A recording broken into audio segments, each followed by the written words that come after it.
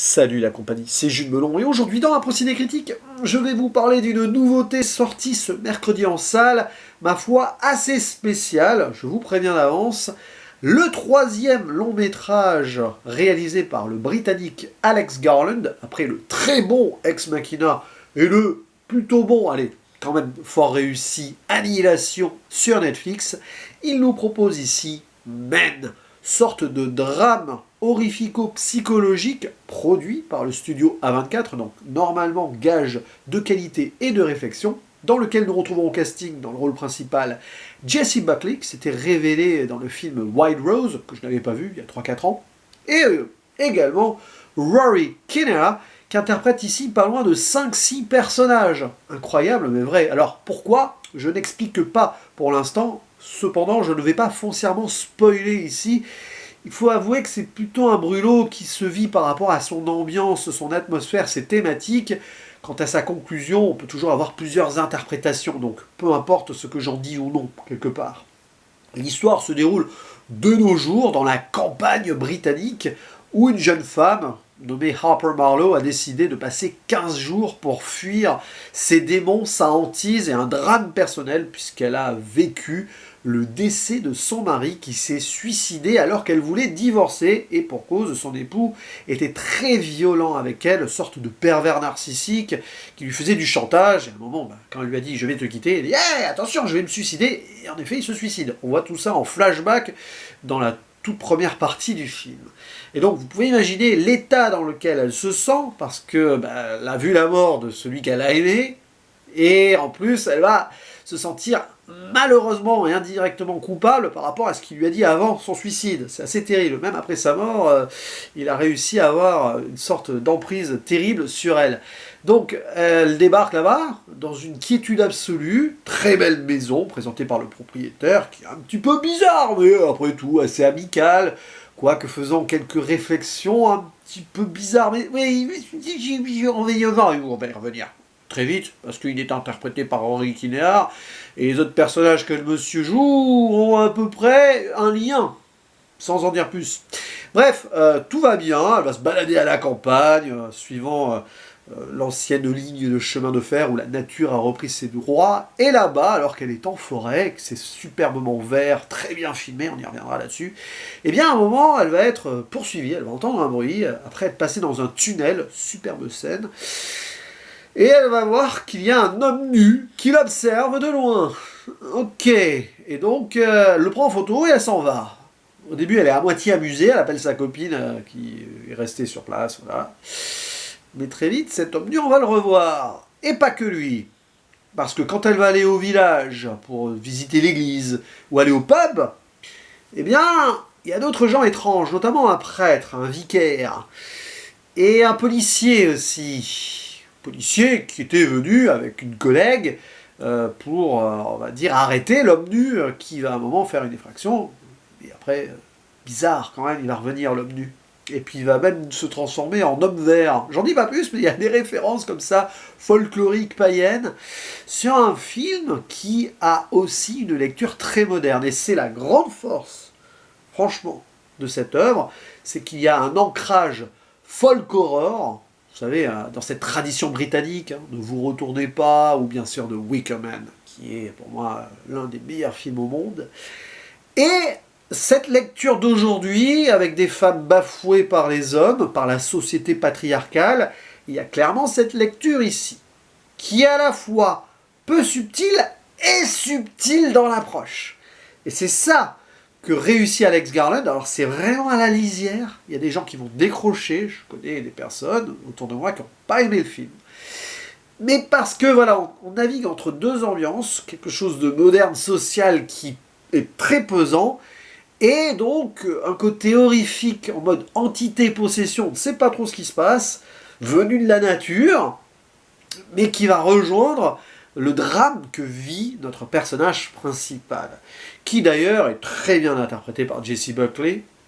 Mais alors, évidemment, celui qui va crever l'écran, et pour cause, c'est Rory Kinnear. Interpréter 5-6 rôles comme ça va rappeler, évidemment, James McAvoy dans Split. Il y a même des moments où ces personnages peuvent se croiser, mais bon, rien à voir. quelque part, il y avait aussi une sorte d'horreur psychologique dans Split. Mais là, bon, pourquoi prendre un même acteur pour jouer donc le propriétaire, l'homme nu, le prêtre, un enfant, adolescent, c'est très malaisant parce qu'il a son visage numériquement collé comme ça, ok, et puis un policier et des gars lambda un petit peu autour aussi, rapidement. Pourquoi? Il y a une idée ici. Peut-être le message, c'est que tous les hommes, qui représentent un peu tous les hommes qui ne sont pas le mari. Voilà, à part le barman, à un moment, qui est vraiment un personnage PNJ lambda, il n'y a que 2 acteurs masculins dans le film. Alors, c'est là où des gens, j'ai vu sur Twitter et ailleurs, ont dit « Ouais, mais c'est un peu facile, le film prétend que tous les hommes sont toxiques. » Je pense pas que ce soit le message numéro 1.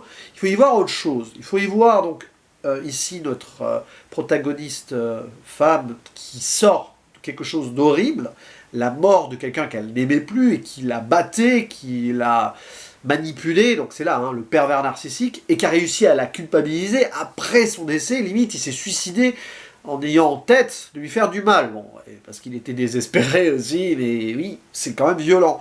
Donc, pour se reconstruire derrière, elle part quelque part où, là aussi, elle va se faire attaquer par des hommes qui représentent chacun une forme du patriarcat.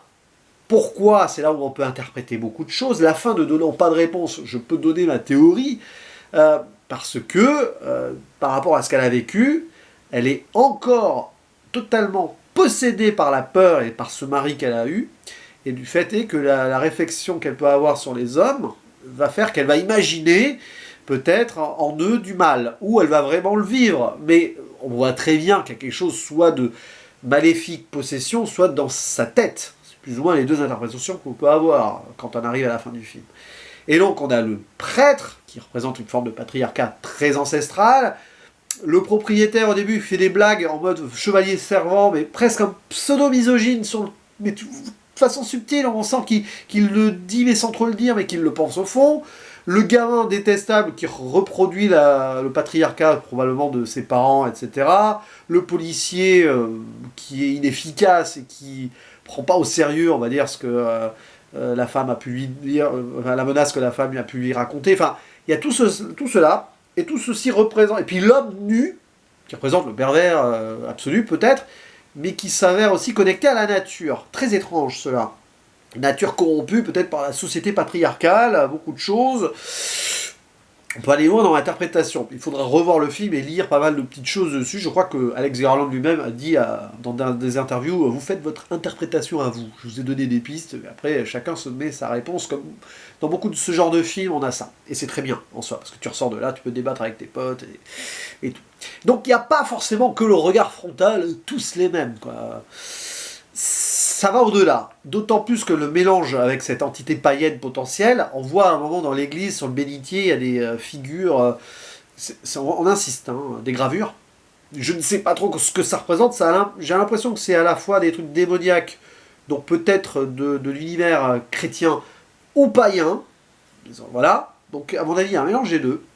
Ça se passe dans la campagne britannique, on peut trouver un folklore là derrière, mais ouais, et puis, bref, la fin, j'en dis pas plus, qui ferait rougir de plaisir un certain David Cronenberg sur plein de points, qui est assez clair sur l'intention, je pense, du metteur en scène, et donc je crois qu'il a écrit le scénario, j'imagine, il le fait tout le temps, mais je vérifie, parce qu'il est scénariste, le monsieur, oui, il a fait le scénario, il a aussi écrit des scénarios pour Danny Boyle, notamment Sunshine et 28 jours plus tard, et La plage, puisqu'il avait fait le roman.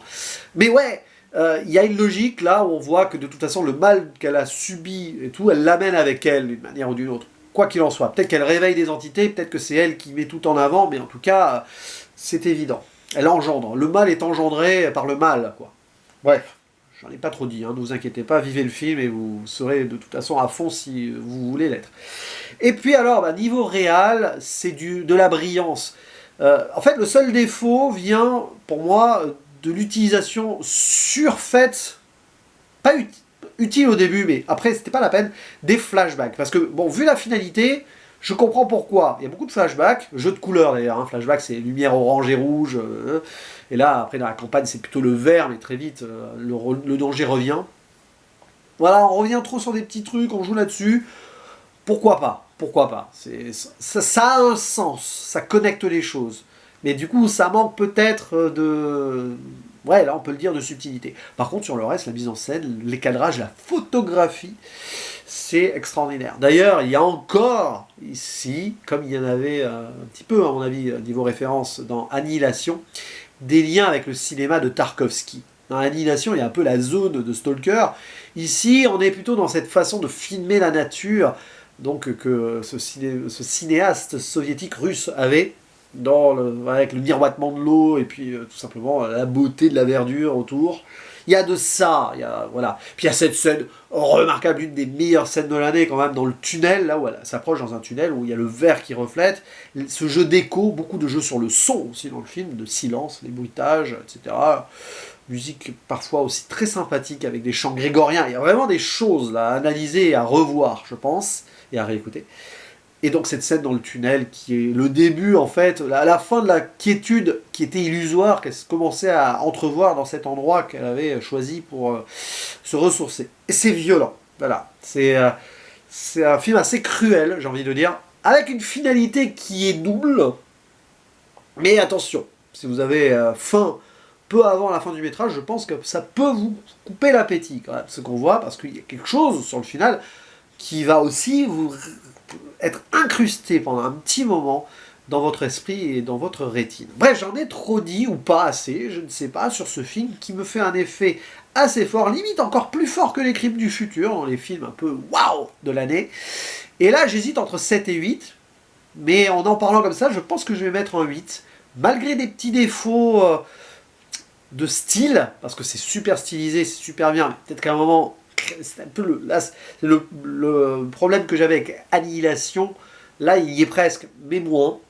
Et puis bon, je finirai là-dessus. On commence à voir les thématiques et les obsessions quand même claires d'Alex Garland, notamment sur l'imitation et l'humanité, parce que dans Ex Machina, c'était l'intelligence artificielle qui imitait un peu l'humain. Dans Annihilation, c'était un petit peu l'imitation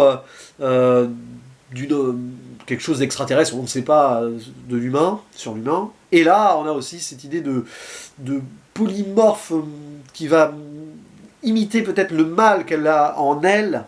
Voilà, je pense qu'il y a quelque chose là-dessus à creuser, et ça prouve que Alex Garland est un auteur passionnant, que ce soit à travers ses scénarios, mais ici, surtout là, puisqu'on en parle, à travers ces 3 longs métrages. On a hâte déjà de voir la suite, et puis de revoir Semaine dans quelques semaines, non, dans quelques mois plutôt, en DVD, Blu-ray, etc. Bref, c'est tout ce que j'avais à dire. Là, j'ai été très long, mais bon, ça méritait, je pense, une longue vidéo. Tout ce que j'avais à dire sur Semaine. N'hésitez pas à donner vos avis, même en spoiler si vous voulez, hein, dans les commentaires, précisez un peu que vous spoilez à ce moment-là. Et il ne me reste plus qu'à vous dire à la prochaine. Ciao!